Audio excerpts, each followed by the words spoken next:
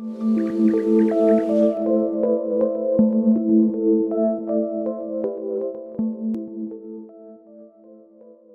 sauc Baiba Bendike, un es esmu Vidzemes augstskolas turisma organizācijas un vadības 3. kursa studente.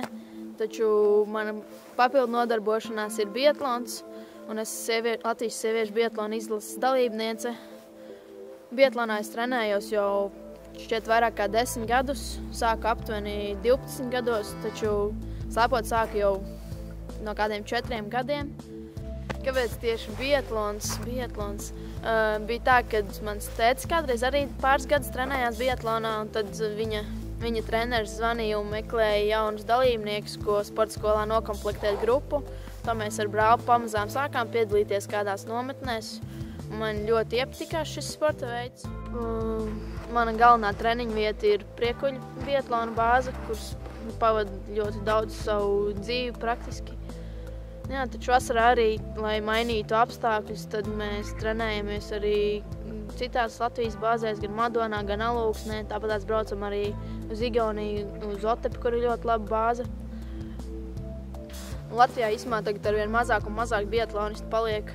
Tas tā diezgan skumīgi, jo nav diezko liela nākamā paudze. Tāpēc visi mazie nākat slēpot un šaudīties. Bieži vien man daudz domā, ko biatlons dara vasarā, un tad ir tā, ka vasarā mēs ļoti daudz ko daram un vēl ir ļoti dažādodāks treniņu process nekā ziemā. Mēs skrienam, braucam ar rollerslēpēm, peldam, airējam laivas un daram visādus spēka darbus, tā ka jā, tur tiešām ir ko strādāt. Biatlonā šobrīd ir tā, ka ir divas komandas. Ir viena komanda, kas braukā pa pasaules kausiem, un otra ir IBU jeb Eiropas kausa komanda. Un šobrīd vairāk pārsvarā braukā ar Eiropas kausa komandu. Un, jā, mums pašlaik ir ļoti laba komanda, kas ir jautri un atraktīvi cilvēki, un mums vienmēr ir jautri. Mēs kopā varam spēlēt spēles, smieties par dažādām lietām. Šogad tāpatās ieplānots ir vēl aizbraukt uz dažādiem IBU kausiem. Un tāpatās ir pasaules čempionāts, kur vajadzētu labi nostartēt.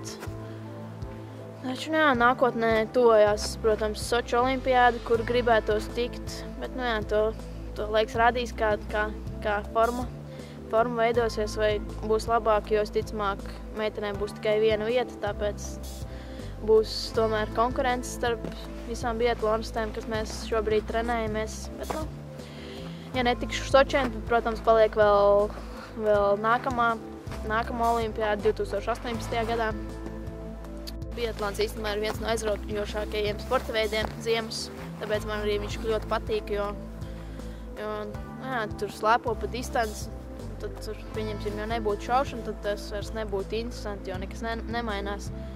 Tas īstenībā ļoti emocionāls sporta veids, jo kā tu izšauj, tev iekšēji prieks, bet kā tu neizšauj, tad pie sevis bieži vien lamājies vai sevi nosod.